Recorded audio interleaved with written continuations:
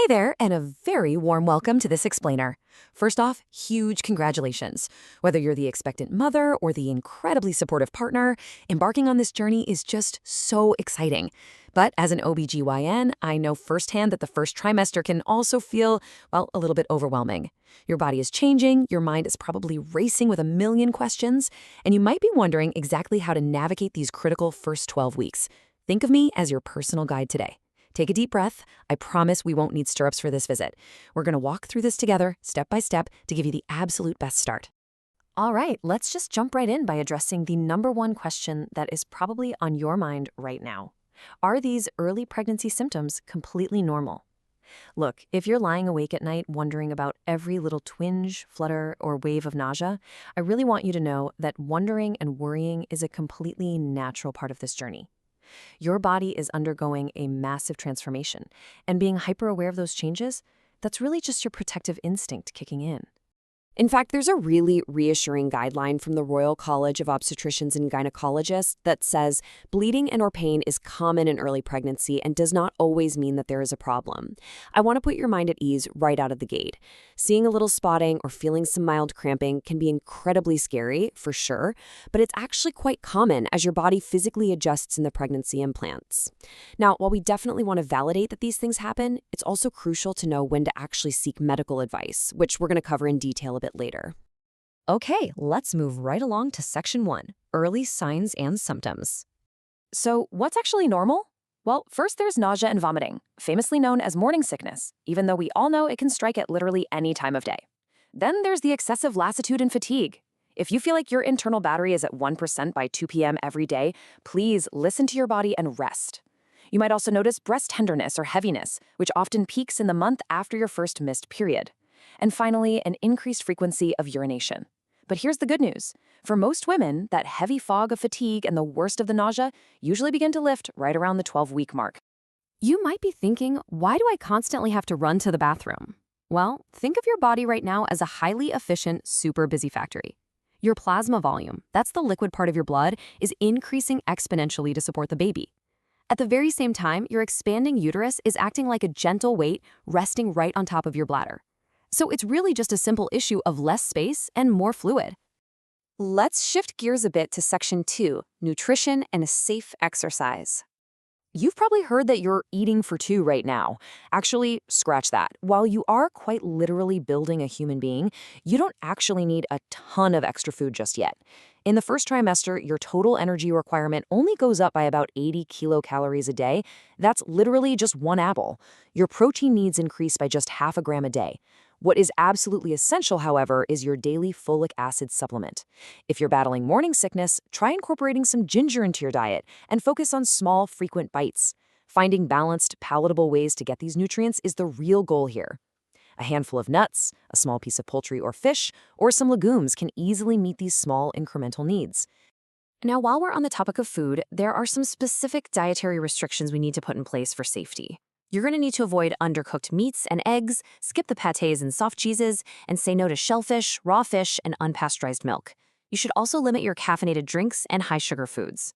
The reason we're so strict about these specific items is that they are potential sources of bacteria like Listeria and Salmonella.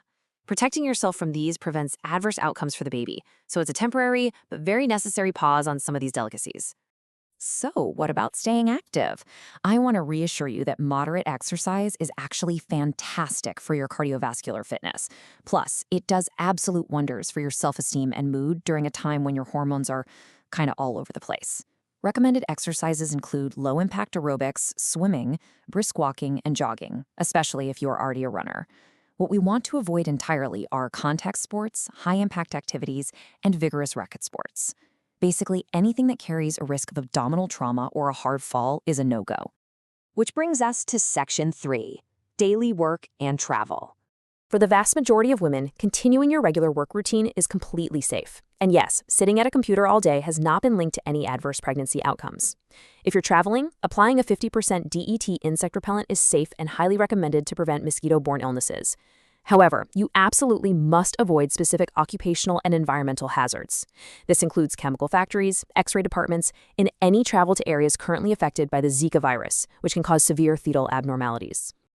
I want to talk directly to the partners listening right now. This explainer isn't just for the expectant mother. Teamwork is essential. Partners, you play a massive role right now. You can actively help by taking the lead on grocery shopping with the new safe diet protocols in mind, preparing those well-cooked, balanced meals, and taking over household chores so the expectant mom can get that much-needed extra rest. Reducing maternal stress is a shared responsibility, and trust me, your support makes a world of difference.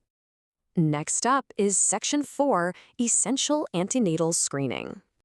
Let's talk about your first big medical milestone, the booking appointment, which usually happens before 12 weeks.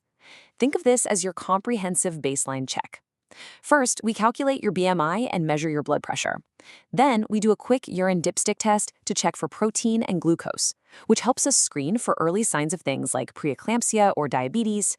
Next up are the blood tests to check your hemoglobin for anemia and screen for infections like rubella, HIV, and hepatitis B.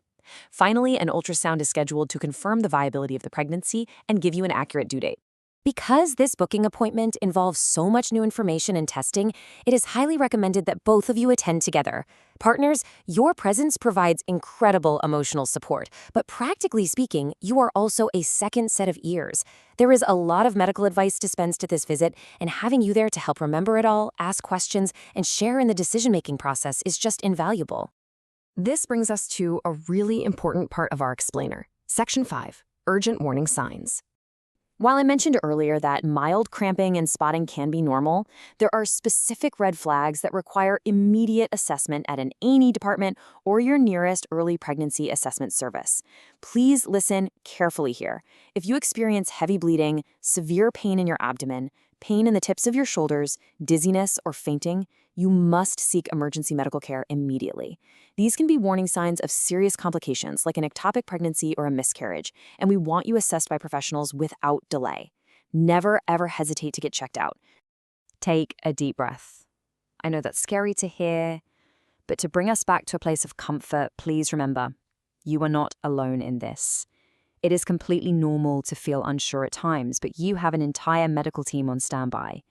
Whether it's your GP, your midwife, calling NHS 111 for 24/7 advice, or visiting the Early Pregnancy Assessment Service, help is always just a phone call away.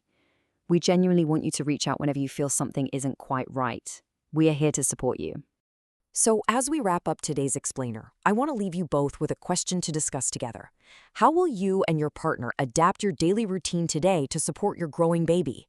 The first trimester isn't just about building a tiny human. It's about building your foundation as parents. Start laying those bricks today. Whether it's swapping out that morning coffee, mapping out a low-impact exercise plan together, or just agreeing on who is cooking dinner tonight so mom can rest, every single small step counts. Stay educated, lean on each other, and enjoy the incredible process of this first trimester.